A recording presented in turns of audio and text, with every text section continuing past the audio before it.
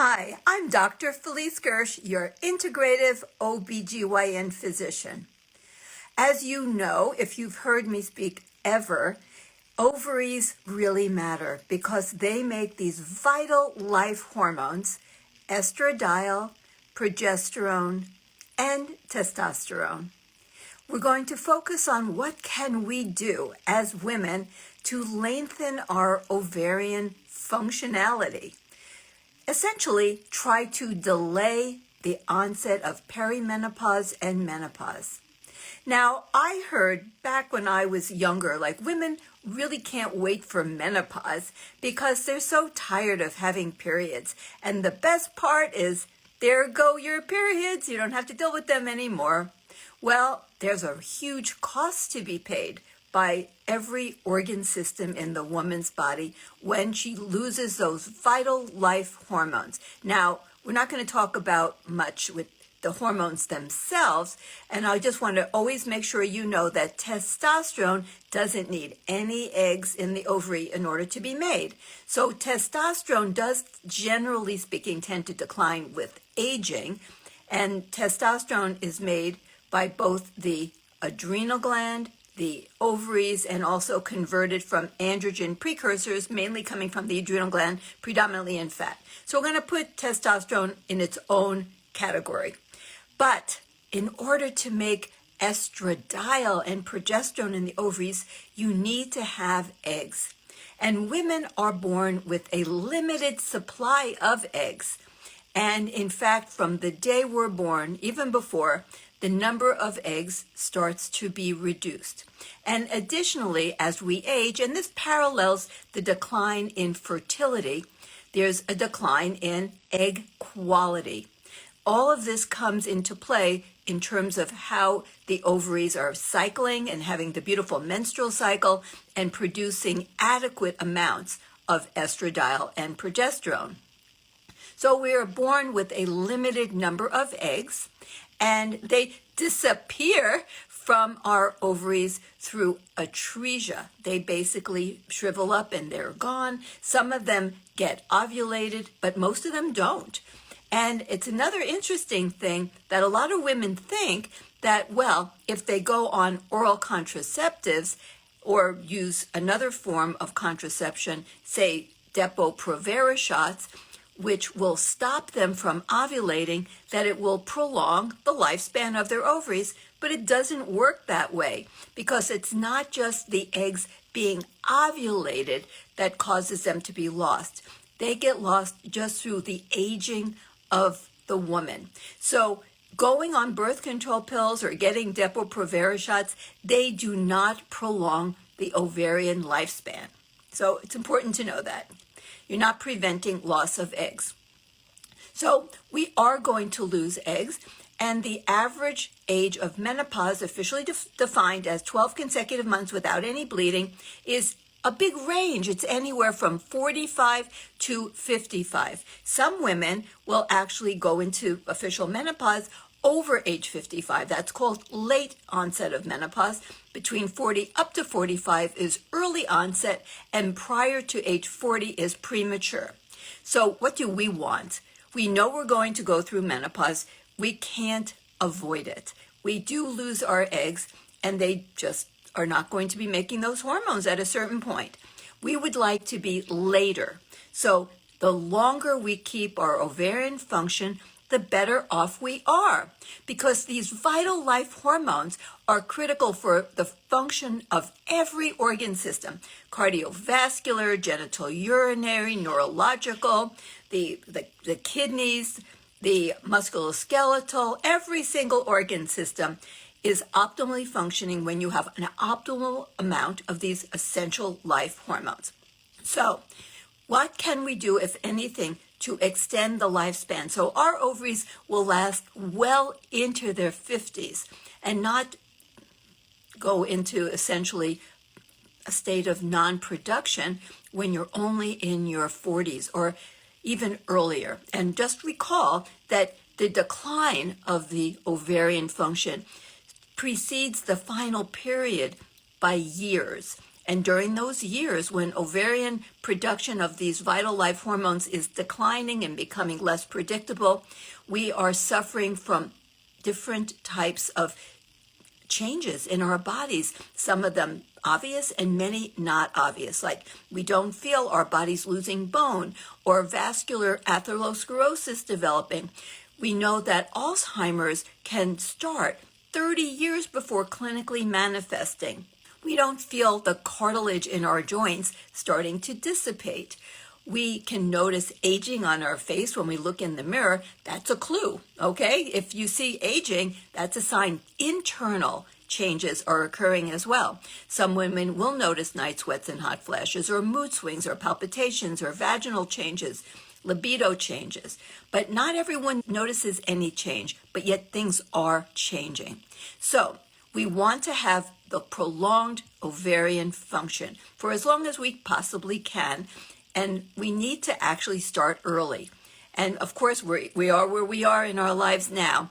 But if we have sisters, if we have children, friends who are still much younger, you might want to let them know that care and nurturing of the ovaries really starts early. Once you're already approaching menopause, we can do some things, but it's limited. So the earlier we start, the better. Now, is there any genetic link to the date, the year that we go into menopause? Yes, there is. The best clue that you can get to when you will go into menopause is if you can find out what happened to your mom. There is a definite correlation. Now, of course, if your mom, for some reason, had her female organs removed, then you really can't know what would have happened naturally. But there often is a similar close alliance in terms of when the mom goes into menopause and when her daughters go into menopause. It's not an exact science, but it's a very good correlation. So look at that. And then start early, like I said. Now, what can you do to start early? Well, ovaries contain all these eggs, and they are going to disappear over time, but you can help prolong their life by caring for them, just as you would for any pet, say, for example. So think of your ovaries as your favorite little pets, and you want to nurture them and care for them. You want to feed them. So if you are malnourished, if you eat a diet that's deficient in nutrients, antioxidants, and fiber, you will have a high propensity of having ovarian aging occur prematurely. Now, what about stress? Well, stress is another factor that can accelerate the age of ovaries, because when you have a lot of stress, your autonomic nervous system is in the sympathetic mode, sympathetic as in stress.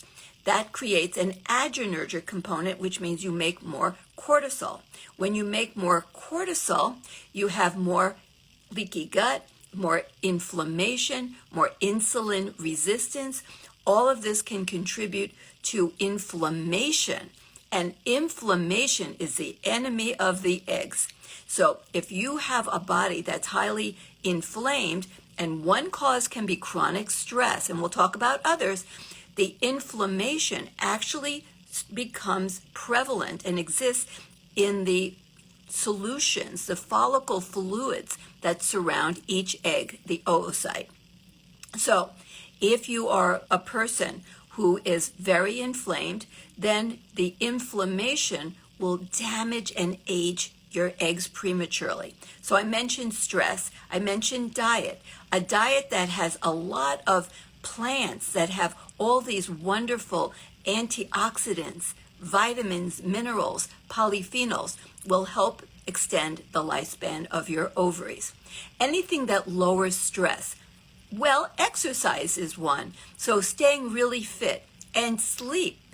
For example, if you have a job like I did that involves a lot of night work, because I was up so many nights doing deliveries in the middle of the night, and then I'd be working the next day. Well, that is going to give you circadian rhythm dysfunction. The ovaries are highly circadian, and they are on timers. They have their own clock genes, and they need to be perfectly aligned with the right circadian rhythm. So if you have a job that has like working the graveyard shift, you have night work, you travel across time zones very commonly, or you just happen to be one of those people that likes to stay up until 2, 3 in the morning, that will accelerate the circadian rhythm dysfunction and accelerate the aging of your ovaries. That is a really harmful thing. And I don't share much about myself all the time, but I can tell you, I am sure I had circadian rhythm dysfunction because of all those nights, 25 years of doing middle of the night deliveries, and I had a very early menopause, only at age 43. So I would be in the category of early menopause. So this is a topic that's near and dear to me. So don't try if you can. It's one of those things. So many careers now involve night work. I'm sure you could come up with like half a dozen in about 1 minute. So sometimes that's just someone's career. But it's good then, if that's what you're doing, to do everything else possible to lower stress, eat the best diet, exercise, get enough sleep as much as you can. What about pollution? Oh my goodness, I give hour plus long lectures on the impact of environmental toxicants, chemicals that are enveloping us and that do tremendous damage to our eggs. And I can name off a few: the soft plastics, the scents, the fragrances. Those are the phthalates. The hard plastics, the can liners, the receipts, that's BPA, bisphenol A. And you can go down the line with heavy metals, plasticizers, all of the chemicals that are in electronics, pesticides, herbicides. All of these have data, hardcore data, that they can cause damage to our eggs. Sperm too, but so you guys avoid them too.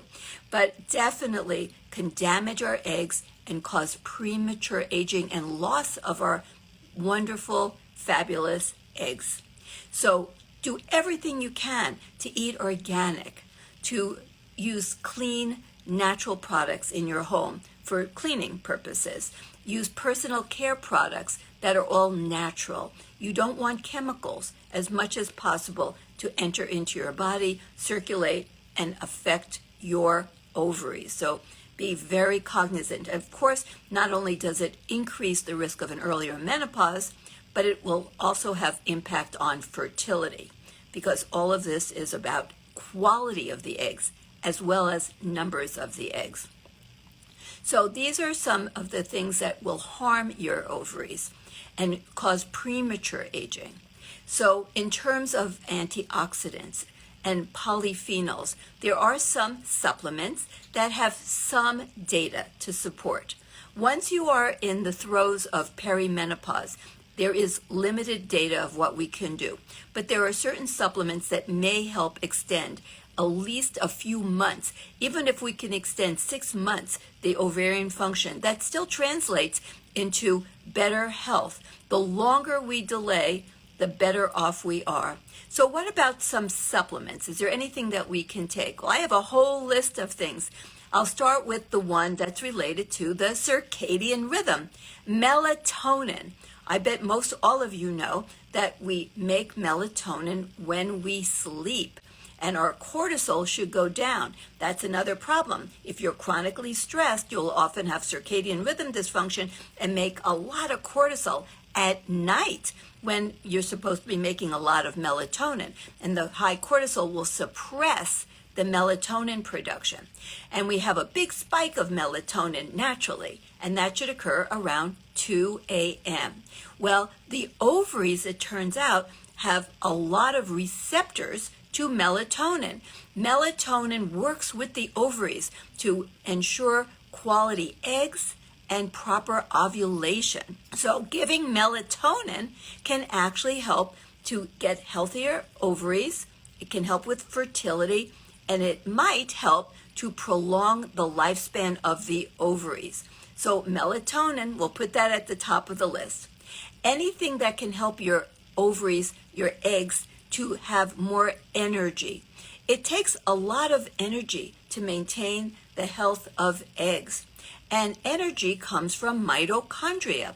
So mitochondrial support supplements can also potentially be beneficial. One you've probably heard of is CoQ10.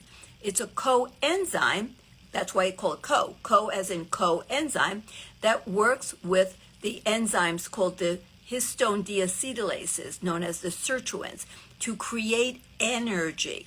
Well, CoQ10 is hard to absorb, so I always use ubiquinol. That's the absorbable form of CoQ10, and that can help with fertility and extending, at least hopefully, extending the lifespan of the ovaries. Additionally, there's another type of supplement that is derived often from pomegranates. It's called urolithin A, and it also is a mitochondrial enhancer.